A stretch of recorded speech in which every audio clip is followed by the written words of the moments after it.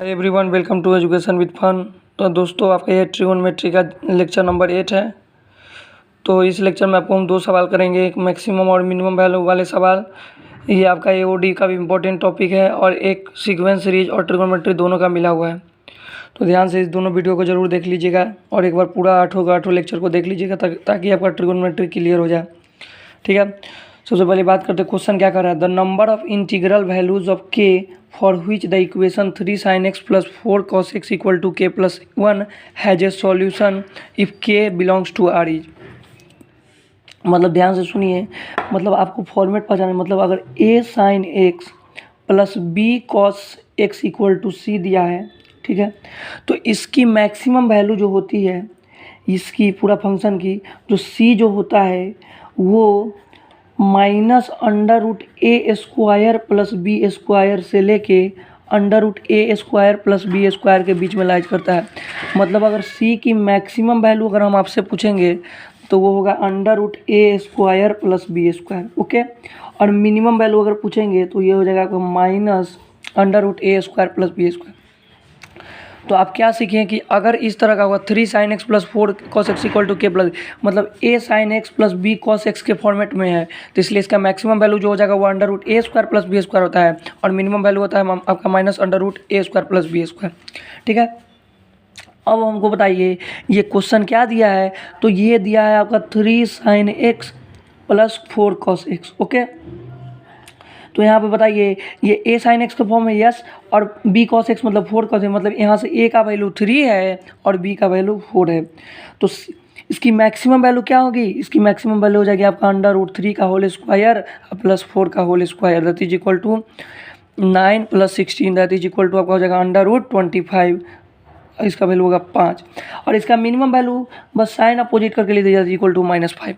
ठीक है, और यहाँ पर देखिए यहाँ c का वैल्यू क्या दिया है k प्लस 1। तो यहाँ से आप जैसे देखिएगा तो ये c का वैल्यू है k प्लस 1।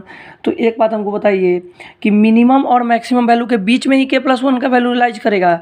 मतलब इसका मिनिमम वैल्यू क्या है सर -5। तो -5 इज इक्वल टू आपके पास क्या हो जाएगा, इक्वल टू नहीं, ग्रेटर देन और इक्वल, सॉरी हाँ, और k प्लस 1 और ये हो जाएगा ग्रेटर देन और इक्वल टू 5। क्या क्लियर है। तो अब हमको बताइए आपको चाहिए k का वैल्यू। तो k प्लस 1 आपको डिस्टर्ब कर रहा है, तो मतलब दोनों साइड क्या करेंगे, सब साइड में माइनस 1 से सब्ट्रैक्ट कर देंगे।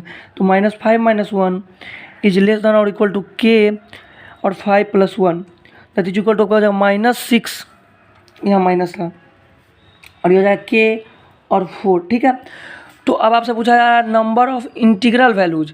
तो एक बात है, मतलब लेस देन और इक्वल टू है, इसका मतलब -6 इंक्लूडेड होगा और 4 भी इंक्लूडेड होगा। मतलब इसके बीच में कौन कौन आ रहा है, इसके बीच में आ रहा है -6 -5 -4 -3 -2 -1 0 1 2 3 4। टोटल कितना वैल्यू है 1 2 3 4 5 6 7 8 9 10 11। तो टोटल नंबर ऑफ सॉल्यूशन कितना होगा आपके पास, इसका आंसर होगा 11। तो इसका आंसर हो गया आपका 11। तो इस क्वेश्चन में क्या किए, ध्यान से सुन लीजिए एक बार। वही आप देखिए कि अगर a sin x plus b cos x equal to c है, तो आपका इसका मैक्सिमम और मिनिमम वैल्यू निकालना। तो मैक्सिमम वैल्यू कैसे निकालेंगे, चाहे मिनिमम वैल्यू, तो अंडर रूट लेते हैं sin x का कोफिशिएंट और cos x का कोफिशिएंट का स्क्वायर करते हैं और अंडर रूट लेते हैं। तो यहाँ से मैक्सिमम वैल्यू आपका आया, इसके बाद मिनिमम वैल्यू आया, इसके बाद ये c का वैल्यू था, और c हमेशा अपने मिनिमम और मैक्सिमम वैल्यू के बीच में ही लाइज करता है। तो यहाँ से आपका वैल्यू आ गया, तो इस सॉल्यूशन आया एकदम। ठीक है, एक क्वेश्चन आज का और बढ़िया क्वेश्चन है, ध्यान से सुनिए। ये कह रहा है आपका, ये आपका ट्रिगोनोमेट्री और ये सीक्वेंस सीरीज दोनों चैप्टर का बहुत ही अच्छा क्वेश्चन है। ये क्वेश्चन कर रहा है इफ e के power cos square x plus cos के पावर 4x प्लस cos के power 6x plus dot dot dot dot equal to log. मतलब आपके पास ये दिया है e के power cos square x plus cos के पावर 4x प्लस cos के पावर 6x से कहाँ तक जा रहा है, इन्फिनिटी तक जा रहा है, और लॉग बेस e2 है। ठीक है, तो अगर लॉग बेस e2 है तो इसका मतलब ये हुआ कि आपको अगर इसको हटाइएगा e को, तो ये सारा का सारा पावर चल जाएगा। मतलब इस पे तो 2 cos square x plus cos के पावर 4x प्लस cos के पावर 6x, इसके बाद आपका हो जाएगा प्लस cos के पावर 6x कहाँ तक जाएगा, ये आपका सर इन्फिनिटी तक चला जाएगा। ठीक है, और एक आप चीज़ पढ़े हैं सीक्वेंस सीरीज में क्या कि अगर इन्फिनिटी का सम पूछा जाता है, एस इन्फिनिटी होता है A by A minus R, okay, A by one minus R, okay. तो यानी कि ए आपका होता है फर्स्ट टर्म और वन आपका उसमें से आर घटाइए, ठीक है। एस इन्फिनिटी जो होता है A by one minus are, ठीक है। तो अब यहाँ से बताइए हमको 2 और ए का वैल्यू क्या है, कॉस स्क्वायर एक्स, तो कॉस स्क्वायर एक्स, तो ए का वैल्यू यहाँ से आपका कॉस स्क्वायर एक्स है और आर का वैल्यू क्या होता है ए टू बाई ए वन, तो आर का कॉस के power 4x divided by cos का होल स्क्वायर एक्स, ठीक है। तो यहाँ से करिएगा तो आपका वैल्यू हो जाएगा कॉस स्क्वायर एक्स, ओके। अब देखिए 2 के पावर ये हो जाएगा ए का वैल्यू कितना है कॉस स्क्वायर एक्स और 1 माइनस आर का वैल्यू क्या है सर, कॉस स्क्वायर एक्स ही है। मतलब इसका वैल्यू अगर जैसे इसको सॉल्व करेंगे तो कॉस स्क्वायर एक्स, अब 1 माइनस कॉस स्क्वायर एक्स क्या होता है sir, 1 minus cos square x जो होता है वो साइन स्क्वायर एक्स होता है। तो यहाँ से बताइए 2 के power cos square x by sine square x, 2 के power cot square x, okay. पहला इक्वेशन ये हुआ। दूसरा इक्वेशन क्या बोल रहा है, it satisfies the equation T square minus 90 plus 8 equal to 0। मतलब ये किसको सेटिस्फाई कर रहा है, T square minus 90 plus 8 equal to 0, ठीक है।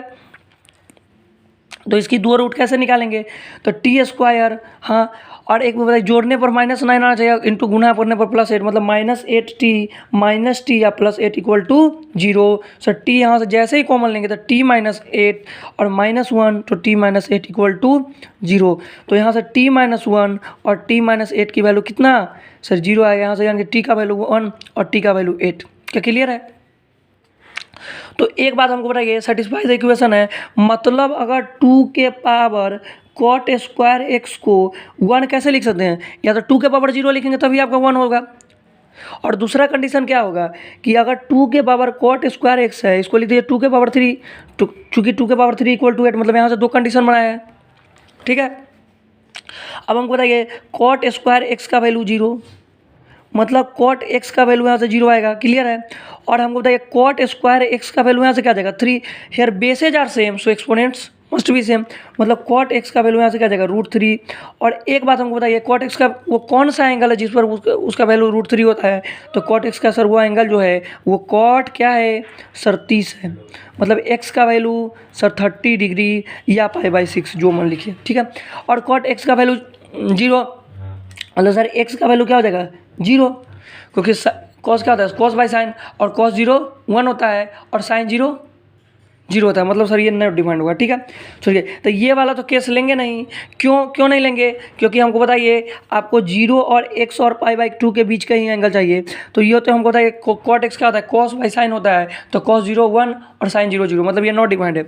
और हमको चाहिए 0 और x इसके बीच में और π/2, मतलब ये π/6 वाला ही कंडीशन चलेगा, मतलब x का वैल्यू यहाँ से क्या आएगा π/6 आएगा, ठीक है। और आपसे पूछा क्या जा रहा है, आपसे पूछा जा रहा है किसकी value 2 sin x divided by sin x plus √3 cos x, ठीक है। तो sin 30 क्या वैल्यू पुट कीजिए 2 sin π/6 divided by sin π/6 plus √3 cos π/6। क्या क्लियर है। तो यानी कि sin π/6 क्या होता है 1/2 होता है, 1/2 और cos π/6 का होता है √3/2, मतलब इसको जैसे सॉल्व कीजिएगा तो यहाँ से ऊपर से आएगा 1 डिवाइडेड बाय 1/2 प्लस 3/2।